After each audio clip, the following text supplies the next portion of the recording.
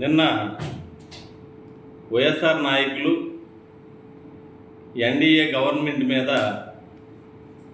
లేనిపోని అపోహల్ని రైతుల్లోకి నెట్టడం కోసం పనికిమాలిన ఆరోపణలు చేయడం జరిగింది.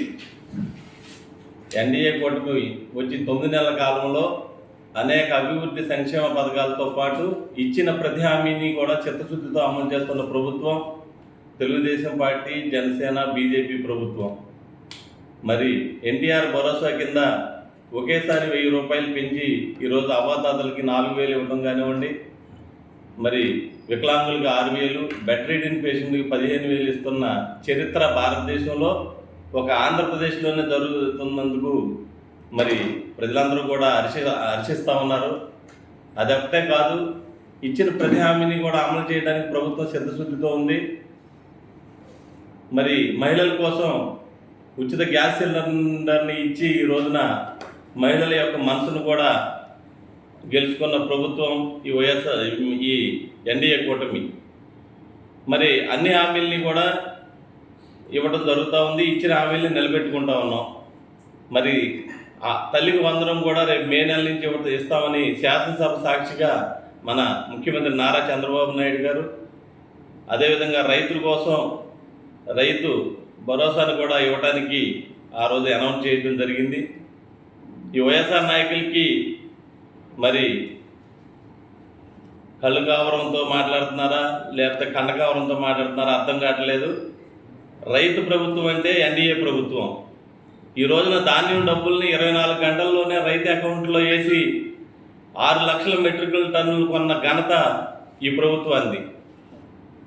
మరి అంతకితం చూసాం, రైతు ధాన్యం అమ్ముకుంటే డబ్బులు ఎప్పుడు పడతాయో తెలియక 4-5 మాసాలు కూడా డబ్బులు పడక బ్యాంకుల చుట్టూ పాస్ పుస్తకాలు ఇచ్చుకున్న సందర్భం.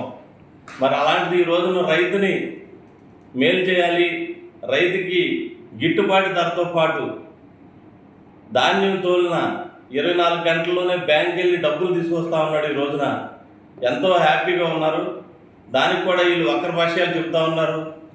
మరి రైతుకి ఉన్న ధాన్యం కొనట్లేదని, ఎక్కడ కొనట్లేదో చెప్పమని అడుగుతా ఉన్నాం. మీ టైంలో 5 లక్షల మెట్రిక్ టన్నులు కొంటే ఇప్పటికే 6 లక్షల మెట్రిక్ టన్నులు ఎన్డీఏ గవర్నమెంట్ పొంది మిగిలి ఉన్న ధాన్యం ఎన్నుంటే అన్నీ కూడా ప్రతి ధాన్యం కింద కొంటామని ఈ రోజున ముఖ్యమంత్రి నారా చంద్రబాబు నాయుడు గారు చెప్పడం జరిగింది. అదే కాకుండా రీసర్వే గురించి మరి కళ్ళబొల్లి మాటలు చెబుతూ ఉన్నారు.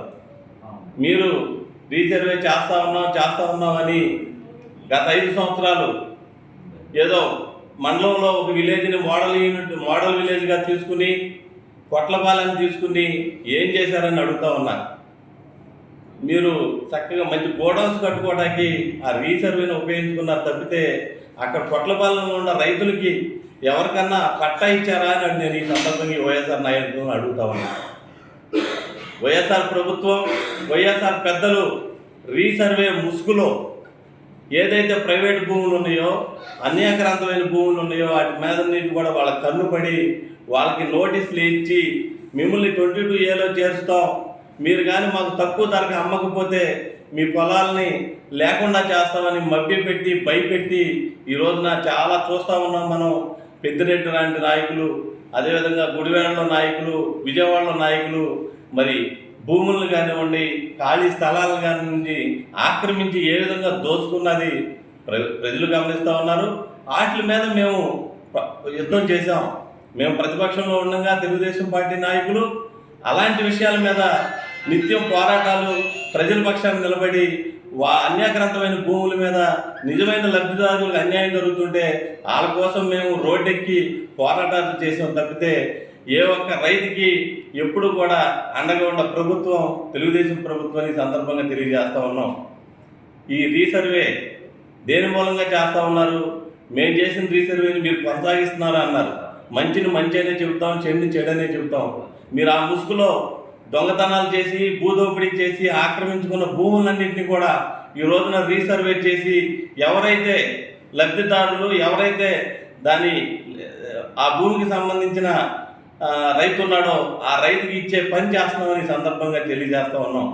మరి ఈ రీసర్వే చేయకపోతే ఎన్నో భూముల్ని మీరు ఆక్రమించుకోవడం కోసం 22A ప్రభుత్వ భూముల్ని, ప్రైవేటు భూముల్ని, మరి కొంతమంది నిజమైన లబ్ధిదారు భూములను కూడా 22A చేర్చడం మూలంగా వాళ్ళు పిల్లలకి పెళ్ళిళ్ళకి కానివ్వండి, కట్నాలకు కానివ్వండి ఇచ్చిన వాళ్ళకి ఇవ్వలేని పరిస్థితుల్లో, వాటిని అమ్ముకోలేని పరిస్థితుల్లో ఈ రోజున ఇబ్బంది పడతా ఉన్నారు.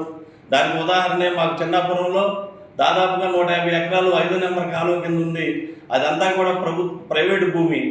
దాన్ని గత ప్రభుత్వం 22A పెట్టి ఆ భూమిని అమ్ముకోవడానికి కానివ్వండి, లేకపోతే పిల్లలకి ఇవ్వడానికి కానీ లేకుండా, ఆన్లైన్లో లేకోకుండా ఈ రోజున అది అన్యాక్రాంతమైన భూమిగా చూపిస్తూ ఉన్నారు.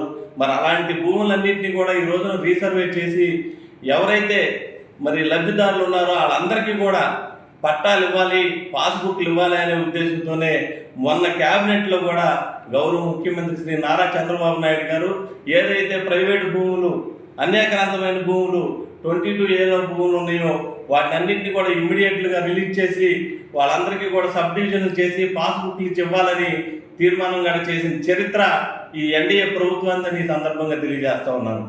ఇలాంటి మంచి కార్యక్రమాలు చేస్తూ ఉంటుంటే అభినందించాల్సింది పోయి లేనిపోని కళ్ళబొల్లి మాటలు చెప్పి పబ్బం గడుపుకోవాలని ఈ వైఎస్ఆర్ నాయకులు చూస్తూ ఉన్నారు.